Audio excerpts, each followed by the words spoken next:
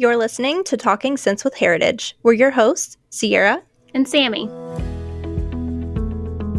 Hey guys, thanks for tuning back in. I am Sami Etienne, Director of Marketing here at Heritage, and we actually have a special co-host who's sitting in for Sierra today, and I'll let her introduce herself. Hey, Taylor Humphrey here, Community Engagement Manager at Heritage, filling in for Sierra today. So I want you to explain what you do here at Heritage, because we know what I do now, we know what Sierra does, but what do you do? So I help Heritage be connected in the community. So I do a lot of different community engagement and involvement activities for myself, and then also plugging in our staff to various networking groups and working with our nonprofits and helping Heritage help people. Yeah, and you do a really good job at it. You're such a social butterfly that I feel like this job is the perfect fit for you, and it comes so naturally to you. Myself, I feel like I'm an introvert, but I am a fake extrovert, but inside I'm totally introverted, but you're not. No, I love people. I can talk to a wall. I was talking with my family trying to explain my new job because I've been here since about April. And I don't mean to say this badly, but I'm like, it's a really easy job. Like, it comes very easily to me because I have grown up in Evansville. I do love this community, and I want to get out there and help people, and I want to showcase Heritage products because our mission is very simple. So we do want to improve lives and help people. Yeah, I totally agree. I think that it's funny that you came from the nonprofit world, and now you're here promoting a nonprofit checking account that we offer for these nonprofits. Like, you speak their language. Oh, yeah. It's a blend of perfect worlds for me. Yeah, absolutely. Yeah. Well, thank you so much for stepping in for Sierra today. You're doing great, by the way. Thanks. You sound like a natural. I've done a few. I usually do this live, so this is a little less intimidating. You usually do it live. What do you mean? On radio. Oh, yeah. She has done I've done a few radio interviews. So, yeah, this is a little different. I forgot you did that. You did a really good job at that, too. Oh, thanks. Okay. Maybe you're the replacement. You can replace me. No. So if you haven't listened to our last podcast, we reintroduced Talking Sense. So we've got a studio now. We've got in-person hosts now. And we have our first guest in the studio. I'm going to introduce Leann Cross. She is the Heritage HRIS Administrator. I'm going to let her explain what that stands for and what she does. Okay, well, I'm Leann Cross. I am the HRIS Administrator here at Heritage, which stands for Human Resource Information Systems Administrator. So I do all of our payroll and make sure all of our people are getting paid accurately and properly. I also dabble in our 401k benefits, our regular health benefits. I am over the security badges and software here at Heritage, and then I am also over our training department. That's a big job. Yeah. That's a lot. You definitely wear many hats. Not only do you do all of that now, but you are also the Heritage Employee of the Year. Yes.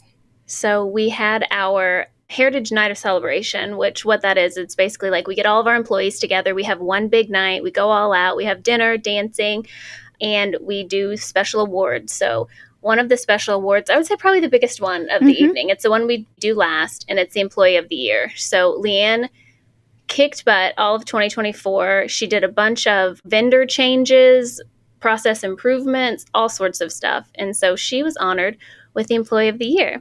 I was very, very shocked to receive that award. I was not seeing it coming. I got my 20-year service award, and I was actually in the middle of opening that card when they were announcing Employee of the Year, and my husband was actually tapping me because I wasn't paying attention at all when they started the speech of that.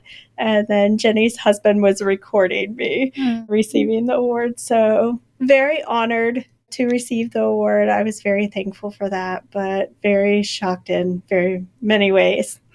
It was very well deserved. Yeah. Thank you. I was going to ask you, when did you know it was you? Because before they said Leann Cross, I was like, oh, this is Leann, because they were talking about payroll and all the different things you do. So I was not paying attention at all when they said payroll, and that's when my husband tapped me on the knee, and I heard process improvements with our payroll vendor, and that's when I perked up, and I'm like, oh, are they talking about me? And then it all was clicking together. Yes, I secretly knew it was you before the event, and I was literally up there at the front, and I was like staring at you to see if like when it was going to click with you, and then I just saw like you had like tears in your eyes, and it was such a sweet moment. Like it was so well deserved, Leann. I was very, very emotional, but I am an emotional person. So as soon as they said my name, all of my emotions ran through my body, and I was crying when I went up there to accept, but it was a happy cry. Yes, it was. So not only did you get Employee of the Year at that event, you also celebrated 20 years. That is a long time here at Heritage. So going into that, the reason why we wanted you to have you on here is not only do you know the ins and outs of Heritage today, you know the ins and outs of Heritage through the past 20 years. And this year in 2025, Heritage is celebrating our 60th year anniversary. So Leann knows the history of Heritage. She knows how it was originated and how it started. And it's actually a really cool story. Oh, this is a great story. I love to tell it. So I want you, Leann, to tell this story about how Heritage was founded. Okay. Well, I learned a lot of the history of Heritage when I worked at our main office building because I actually had the pleasure of meeting Miriam. He came into my office at main office, and he would sit and not only school me on the history of Heritage and how it came to be, but he also loved to school me in IRAs.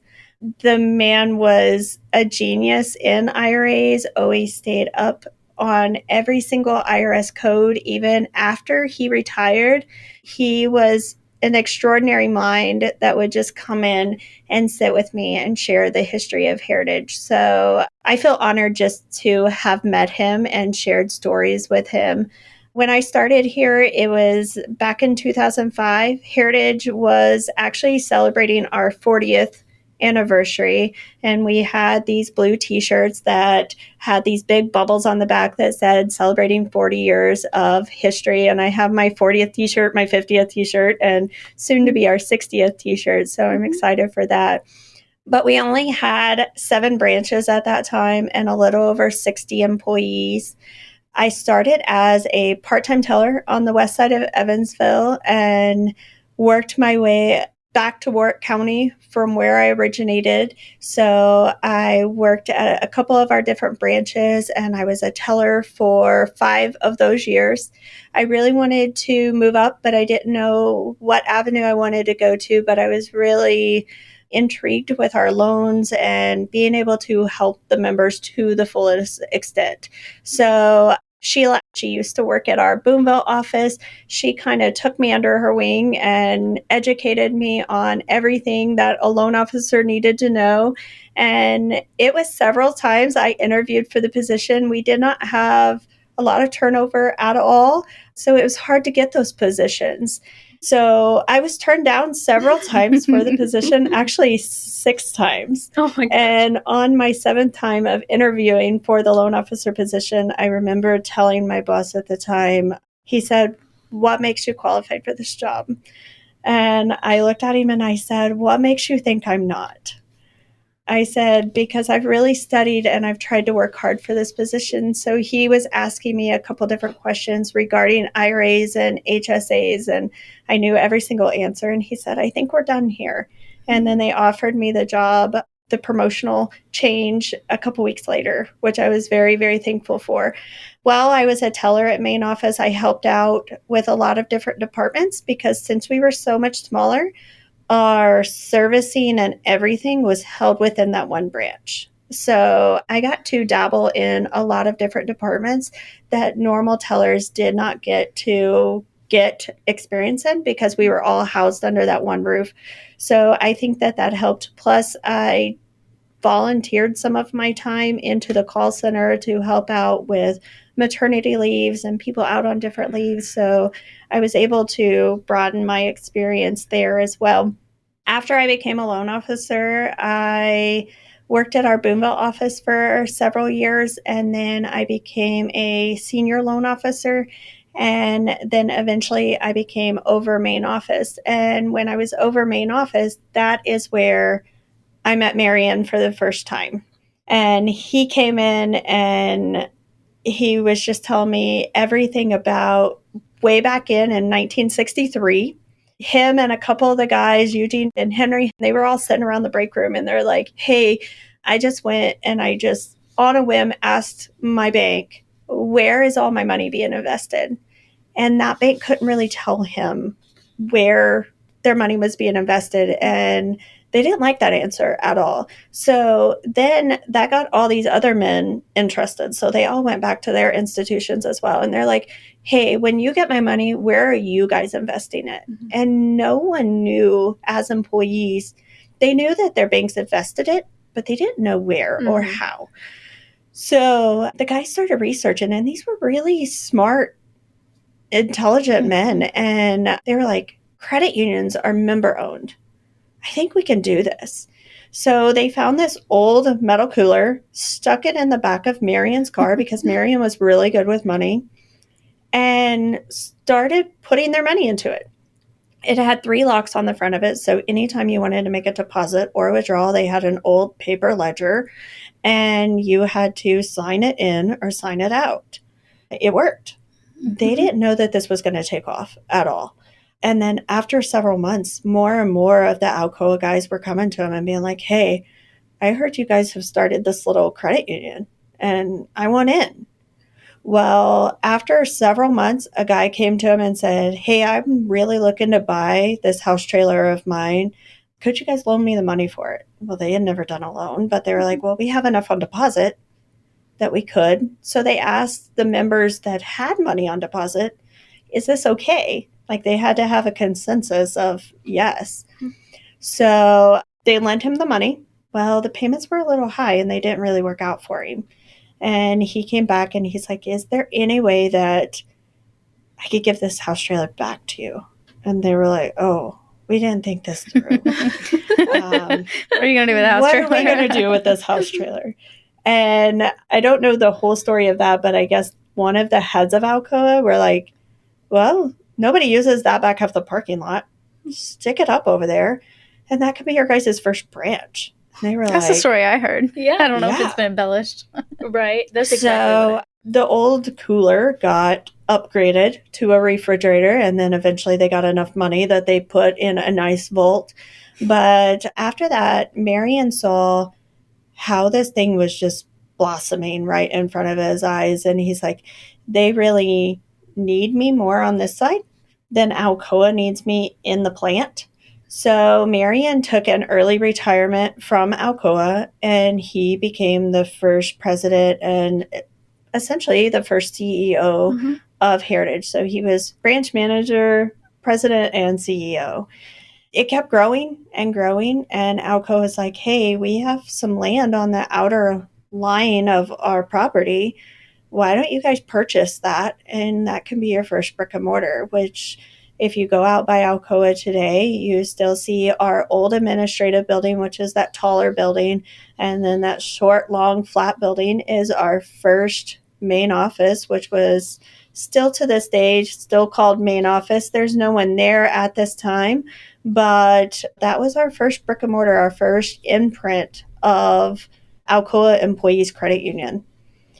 After that, Eugene was from the west side of Evansville originally, so he saw that there was I believe that there was a building out on Claremont, and that became branch 2. And it kept on booming. People were coming from everywhere and stating, hey, can we be members too? And they're like, we have to make this official before we build main office. And in 1965, that's when they applied for the charter through the NCUA. And they came right back to him and they're like, yeah, approved. And you are approved because you are Warrick Employees Credit Union. With a credit union, it was chartered. So you had to live, work, worship, or have a direct family member that did within the charter, which was Alcoa at that time.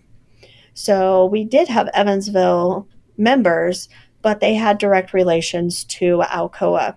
Well, a lot of our Vandenberg County members were coming to us and they're like, hey, my family wants to continue to grow within the credit union as well. And we're like, oh, we need to expand our charter. So we looked at expanding it and they're like, well, you're already expanded into Vandenberg, so you can still keep Vandenberg members and you can actually grow within that charter and just have Vandenberg and Warrick County versus just people that were related to Alcoa. So that was our very first charter expansion, was into Vandenberg County completely. With that being said, we opened up more and more branches in Vandenberg County.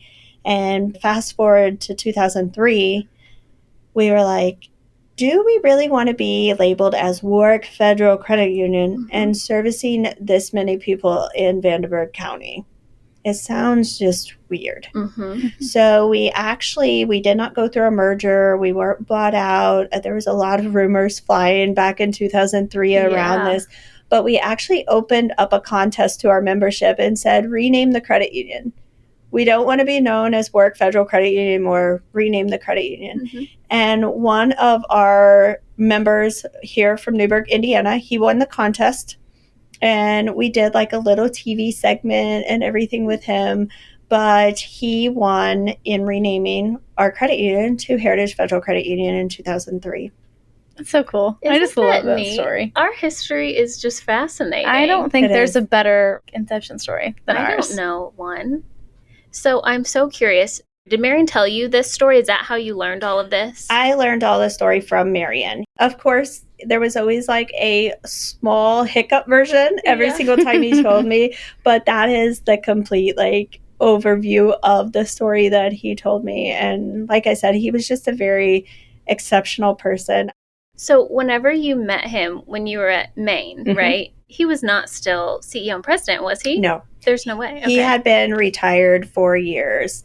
When I first started here in 2005, a gentleman by the name of Ron was our CEO at that time. Okay. So was he just a member that would come and he just wanted conversation with you? He used to go and have lunches with our CEOs all the time during those times. And mainly just because he put his heart and soul into this credit union. So he wanted to make sure that we were still growing and thriving. And IRAs were his passion. So he was always trying to come in and school us on IRAs just to make sure that we were still completely up to date in those manuals. I love that. And I feel like I see some of that heart and soul culture like still in a lot of the employees today. So I want to go back to something you said at the very beginning when you said like you started as a teller. You said you actually wanted to help our members. And I see that theme a lot through our employees. So I think it's really cool that we've been around for 6 years and we've been able to keep that legacy of Marion. I do too. Even though we've done some transformations, right? We've went a digital route a little bit, like to just keep up with like to modernize and keep up with competition. But our core is still to help those members, and just hearing you talk about that. And I also think it's so cool how Heritage has also like invested so much in you, because your growth throughout your history here, you started as a teller and now look at you. You know the ins and outs of like every department, I swear. Yeah. I have worked with a lot of our different departments. When I got out of the branches in 2017 and I had an opportunity of being a business analyst with our IT department. And with being a business analyst, I was a liaison between the department and IT. So I got to work with our departments even more and really get into the back part of their jobs and seeing how their functions work with our core system, which I was really, really excited about. And then in 2019, I was presented with potentially going for the corporate trainer position here at Heritage because of my knowledge of our core operating system, not only from my branch experience, but with my IT experience as well. So in 2019, I made the career change, went into corporate training, and then corporate training was overseen by our HR department. And of course, I was able to grow within the HR department from there. So Heritage has always been my home. If you would have asked me 20 years ago what I would have been doing for the rest of my life, I would have never told you that it was being HRIS an HR. Administrator. Yes, of course. So I would have never told you that. But I remember when our mission statement used to be over a paragraph long. It was Oh my several gosh, do you remember it? sentences. Can you recite it? I do not remember it. It got the point across, but it was a very lengthy point across. And when you look at when we rebranded, I was hesitant at first. I'm like, what is this going to mean for Heritage? Because we had been through so many changes. So I was like, what is this all going to mean to Heritage? And I have been very member-centered my whole entire life here. So I was like, how is this going to affect us? And then I thought about the express teller machines, and I'm like, how is that going to affect member service? Mm-hmm. And then I thought about myself in real life situations. When I go to the grocery store, a lot of times I go through the self-checkout because I want my eggs and my bread bagged separately, and I know exactly how I want things bagged. Yes. And I hate to say it, sometimes I'm a whole lot quicker than the cashier, but the cashier is always there if I have questions, if I need something. Mm-hmm. And that's how I actually compared our express teller machines. Is it's going to be there for convenience, it's going to be there for faster service, and if you stumble, you can always talk to a teller, and one of our real life tellers are going to pop up on the screen, and they're going to be there to assist you. Even though they're not standing in that building, there's always people standing in that building, but you can get the service from the individual immediately as you still need it. So that's where I wasn't hesitant on the change. And then when I read the new mission statement, I'm like, that's it. We are improving lives while simplifying banking. And that's exactly what needs to happen, because that's what has happened for me the whole time I've been with Heritage. Is banking's gotten better. Banking's gotten a whole lot better. We've been able to do a whole lot more things that we've never been able to do in the past. And during that, it's nothing but improved my life. I think you're exactly right. I love your analogy with the grocery store, because I'm the exact same way. I want to go through the self-checkout. I want to do it myself. But speaking of like all of that change and the mission statement and the rebrand, so when I started, that was like the first thing we did was undergo a rebrand. And I remember there were certain employees that you had to really get on board with the rebrand. So like Leann being here for 20 years, she had her heels down deep, right? Like you were stuck in the Heritage. This is the way it is. But you totally came around. And so did a lot of other employees. Like we had to do that. That was something that we had to do. We had to invest in technology, not only for like convenience, but security and safety. So a lot of our upgrades and stuff is for that, is to make sure everything is secure. Your accounts are secure. You don't just have a 4-digit passcode that any Bob or Sally can have and, get your banking information. But our mission statement, that was one thing that I remember talking about and like brainstorming about. We want a mission statement that every employee can remember. That was so important to us, because you hear about, mission statements all the time. That's like the core of your purpose. And ours was so long, I couldn't even tell you one thing that was in it when I started. It was a paragraph. You're right. It was a paragraph. And we just did 4 words now. I don't think we've said it yet. Leann kind of did. Okay. Did we say it yet? Should we say it together? Yeah. Go ahead. Improve lives and simplify banking. Yeah. Semicolon in the middle. Yeah. We got fancy with it. I love it. It's so simple. I've been to meetings before with like nonprofit organizations, and they're talking about like, do we need to update our mission statement and all this stuff? And I'm like, let me give you one piece of advice. I said, when we went through this, we made sure all of our employees could recite our mission statement. And they're like, that is such a good idea. So I hope more people pick up on that, because I do think that's important. But back to the history of Heritage, because that's what this episode is about. Over the past 20 years, there's been some, let's say, changes in history with the financial world. So not just Heritage, but like introductions to new things. So do you remember when you were working here and the debit card came out? I do. So when I was a teller, the only card that we had available was actually The old school ATM card, it was a silver, almost marbly black. It had little black marble lines going through it, and it said ATM card. There was not a Visa or MasterCard logo anywhere on it. It was just a regular credit card that had a micker line. Well, it had a swipe line on the back, and you could only use it at our ATMs. So only Heritage ATMs. You could use it at other ATMs, but you got a fee if they were not in the Alliance One network. Okay, so how is this different from a debit card then? Because to me, it sounds like a debit card. You could only make deposits and withdrawals through the actual ATM machine. You couldn't pay with a debit card. Yes. Pay with a debit So card. you could not go to like Walmart and pay for your groceries or even swipe your card at the gas pump.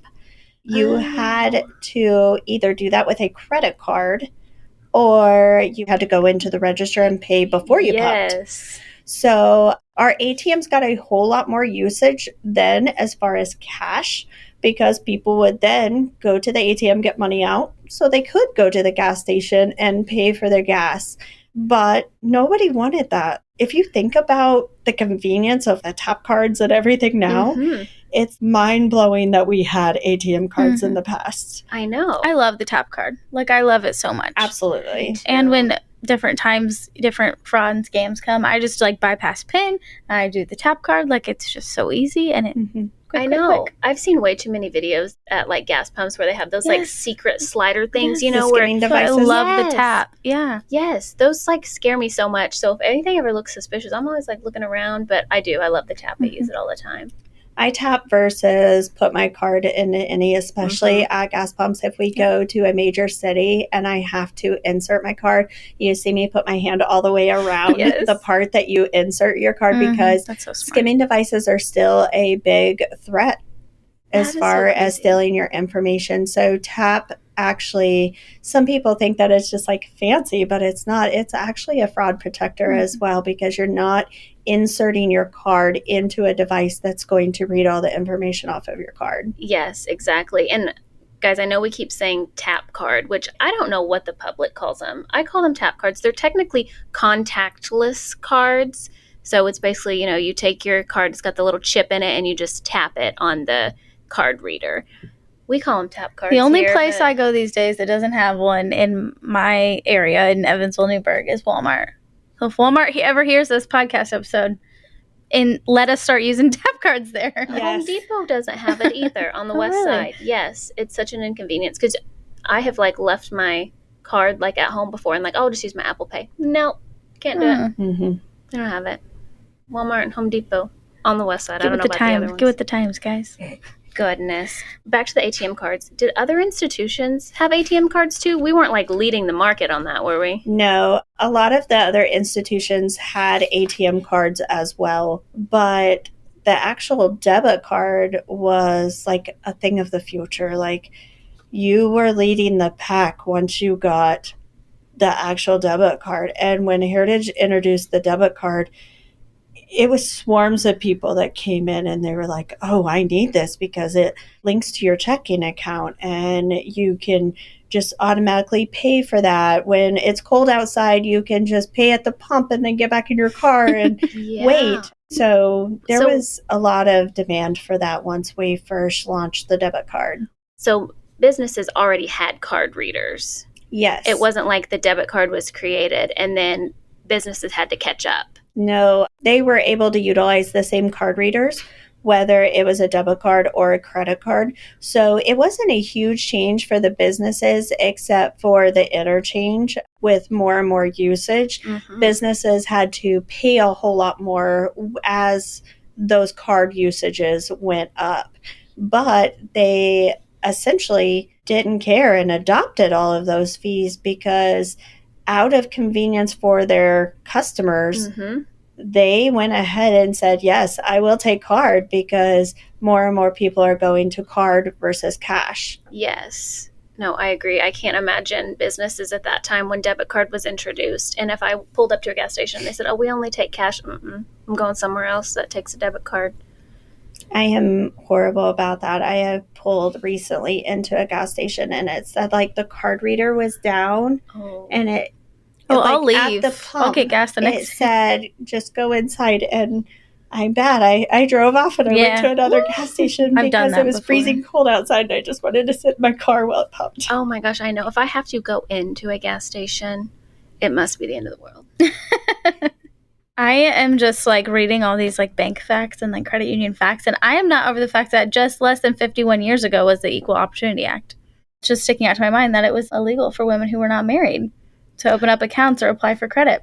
Yes, Shelby did. She pulled some facts for us throughout these 60 years that Heritage was here. So read that one again. Okay, so according to the Smithsonian American Women's History Museum, it was not until October of 1974, the passing of the Equal Opportunity Act, which became illegal for banks, credit unions as well, all financial institutions, to discriminate based on sex or marital status.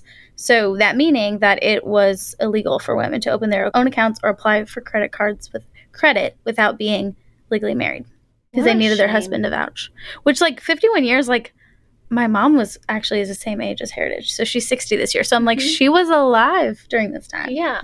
I mean, grandparents, yeah, they definitely went through that. That's wild. Grandma couldn't have a card on her unless she's married. Wow. And so talking about the way Heritage has changed throughout the years just shows that it was hard and probably scary for people whenever we did the rebrand in 2022. And even before that, when debit cards came out, I'm sure people were skeptical. But you have to continue to grow and evolve, or we would maybe not have this great legacy. Mm-hmm. Speaking of debit cards, one of the most life-changing things here at Heritage involving the debit card is when we went to instant issue. When we went to instant issue, it was, like I said, life-changing. And how long ago was that? I was at our Boonville office at the time, so I want to say that this was probably around 2011 or 12. Okay. When we got the data card machines for instant issue. But I remember being on the teller line and we were so excited because this machine was just installed at our branch and we couldn't wait to like start issuing cards. And we had a couple members walk in first thing that morning and they were like, I had fraud on my account. I don't know what I'm going to do. They were actually getting ready to go out of town on vacation. He had lost his card before and he's like, can we use her card? And we'll wait 7 to 10 days on our card. And then he's like, wait a minute. That's not going to work because way back when, before we had instant issue, if you had a joint owner on your card, you guys had the same exact card number. Oh, all the numbers were the same. Yes, okay. For the account. So when we went to instant issue, we said, no, primary member gets this set of card number, and then the joint member, it goes to the same account, but it's going to be a different set of card numbers for the convenience that if one owner loses their cards or misplaces it, then that other joint owner, it doesn't affect their card.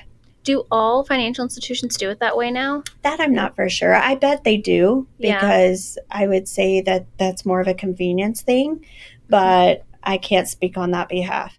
But we were able to tell him because he was like, no, my card's not going to work. Her card's not going to work because it's the same number. And we're like, no, we just got this fancy new machine in.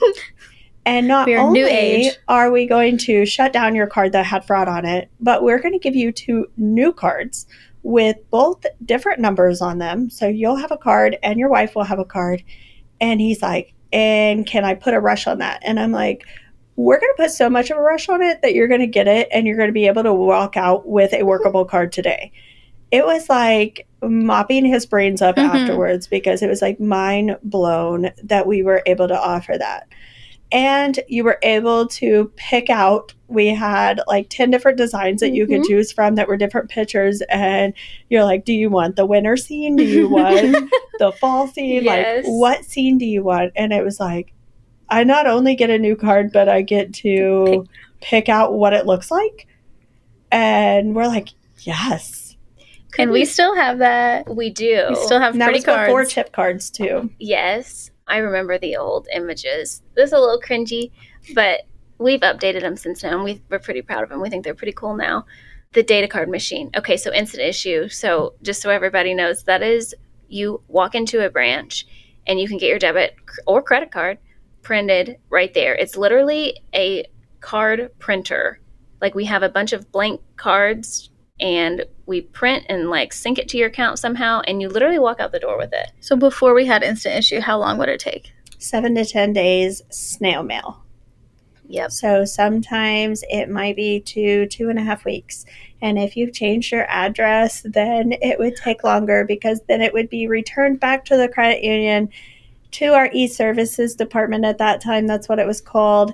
And then they would have to then interoffice it to your desired branch for you to come pick it up or remail it back out to you with the correct address. Oh. So it was a big hassle in getting your card, and I'm so thankful for the instant issue. And it went from regular instant issue to instant issue with the chip cards, and now we're instant issue with not only chip cards but with tap cards. So it just keeps on getting better, new images, everything. So I'm excited to see where it just continues to grow.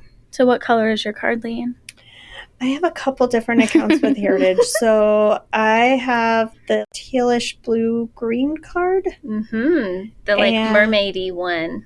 No, Oh. it's like The pastel Oh. one? yes. That's what I Yeah. Okay, yes.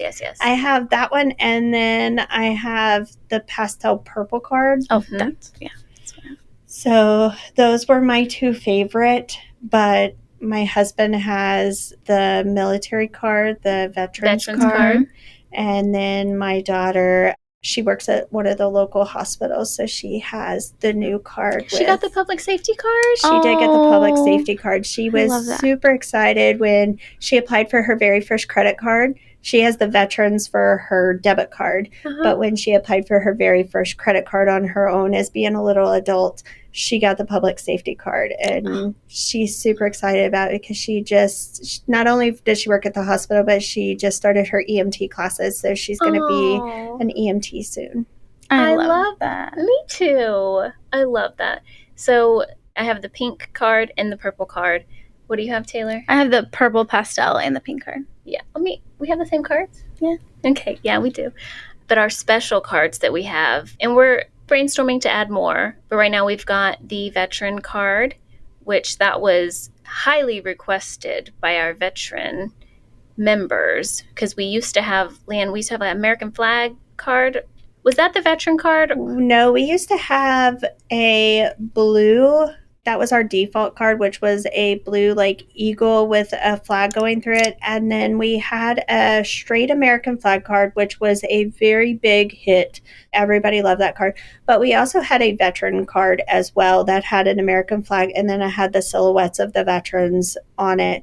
Okay. Very similar to our new one. It's just the silhouettes were a little bit smaller. So it was very similar, but those were in high demand, not only for our veterans, but of our family of veterans that wanted that as well. That makes sense. So we brought that one back with a little update, and then our public safety one, and that's to tie with our public safety professional program. So is your daughter going to enroll in that then when she? Mhm. Yay.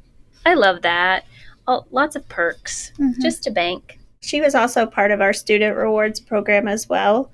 She took part of that, and she was actually one of our scholarship recipients too, that she was very thankful for when she graduated high school. We offer scholarships available to our members and some to our employees too. So she entered the employee one for a family member of an employee, Yeah. and she won our scholarship, and she was able to put those funds towards her nursing degree. She's just like a heritage professional. I mean, she grew up I here. You know. grew up here, so she grew up here. She was 12 weeks old when I started here, so she has literally grown up with Heritage. And when we did the rebrand and I was explaining the grocery store similarities, I explained it to her that way, because she was the same way. She grew up with Heritage, and she's like, Mom, members just come in sometimes just to chit chat and to tell you their life experiences and stories. And I'm like, we're still going to be there for that. I said, and actually with the ITMs, well, the express teller machines, the people that just want to get quick in and out, they can do that with these express teller machines. I said, and the people that still want to come in and actually like be with our employees, they can still share those stories, but they're going to have more time with those employees, because they're not going to just want to get that line down, because there's not going to be a line due to the express teller machines being quick and efficient with those transactions. Yeah, our heritage is still there. Yes, most definitely. It definitely is. So, Leann, over the past 20 years that you've been here, does anything stand out that we haven't already talked about how heritage has changed and evolved and enhanced? I would say going from a community chartered credit union to a rural chartered credit union in 2015, we opened and built our headquarters branch that we're sitting in, and we adopted 2 additional counties during that time, which was Posey and Henderson County. Mm-hmm. And when we adopted that, we're like, what else can we do to service our members? Because that's why we're here, is for our members. And we started looking into smaller institutions and seeing if we could help them. And that's when we started the merger with Elberfeld State Bank. And during the merger of Elberfeld State Bank, I believe that was in 2021, if I'm not mistaken, Mm-hmm. we got 3 additional locations, but we also got Gibson County at that time. I didn't realize that merger got us an additional county. Yes. Okay. So that merger got us Gibson County, and we were already in the works with getting Davis County in Kentucky. So it was like, okay, we're getting 2 more counties. What else can we do? And that's when we really sat down and we had a committee that was devoted to what else can we do for our members. And we saw that with adopting Gibson County, they were like, wait a minute, that's not really considered community. It's really considered in the rural area. So we're like, okay, while we apply for this expansion of our charter, what can we apply for? And that's when we applied for all of our existing outerlying counties, which essentially added 22 additional counties to our charter and made us from a community chartered credit union to a rural charter credit union. So That is huge. So that puts us 27, right? Yes. Yep. 27 counties across this whole region. And we're already doing some exciting things in some of our outerlying counties. And we're just waiting for all of that to develop. So that's the most life-changing is just to see it go from when I started, which was 2 counties, to now 27 counties. It's amazing. That actually is so crazy. I know you've been here for 20 years and, you've been through a lot, but to hear it said like that from 2 to 27, that's crazy. And you've been a big part of that, too. So that means that we've got 27 counties that, and Leann, say it, they have to live, work, worship, or have a direct family member that does within our chartered counties. Yeah. So for our listeners that don't know, a rural charter means counties, right? Is all of our counties. So more of the community chartered it's just a group of counties together. It's like a smaller group. When you go royal, then there's a whole lot more counties that are involved. I can't remember the threshold of that cutoff on the amount of counties, but I know when we went into Gibson, we had to apply for the rural charter. And I will say, and I listen to Tony, our CEO, say this to our new hires all the time, when we applied for that application, we knew going into it that it was probably going to be 6 to 9 months before the NCUA would get us a yes or no back, because that's just how it is. Applying for a big expansion like that that's a lot of change and a lot of decision making going into that. They were back to us within 45 days. Didn't I hear? Yes. Wow. Didn't I hear you tell the story or somebody that it was a record breaking? Tony says it. I originally heard it from Tony, but he did say that was record breaking, that they have never seen the NCUA come back with a yes that fast. So I take that as an honor as well, that we were obviously doing a lot of things right, and we continue to do all of those things right, that it wasn't even a second guess for the NCUA. They were like, yeah, they're going to do this and they're going to make it right. So we're going to take our chances with them. Like they believed in us. That's great. I love that. And I think we've got more to come. I think we just continue to grow. Wonder how many counties, let's take a guess, how many counties in the next 20 years? I bet we get a new charter. I would say definitely a new charter. And I would say double it, like 50 counties. Might as well. Yeah, might as well. Go big or go home. Shoot for the stars. Yeah. Well, Leann, thank you so much. You are such an outstanding employee of the year. Thank you. You have done some great things here. I love coming down to your office and talking to you. I feel like I know you're busy. I know you're so busy. You do so many things, but you always will take 5 minutes to answer any question that I have or talk to me like you're not busy at all. For sure. You've never made me feel like, oh my gosh, I'm too busy. Like, I can't answer this silly question. Absolutely. Just like our frontline, we're here for our members. I feel like I'm the same way, and our HR team is the same way, is we're here for our employees because we wouldn't be here if our employees weren't. Well, I love that. And we love you. Thank you. Congratulations again. Thank you again. Yes. And thank you for sharing and being on our podcast and being our first official guest. And thank you, Taylor, for stepping in. I think we're going to have you. I think we're going to have you back. Okay. I think you did good. Thank you. Absolutely. All right, guys. That's a wrap. This podcast is for general informational purposes only. The views and opinions expressed in this podcast are those of the speakers and do not necessarily reflect the views or positions of Heritage Federal Credit Union.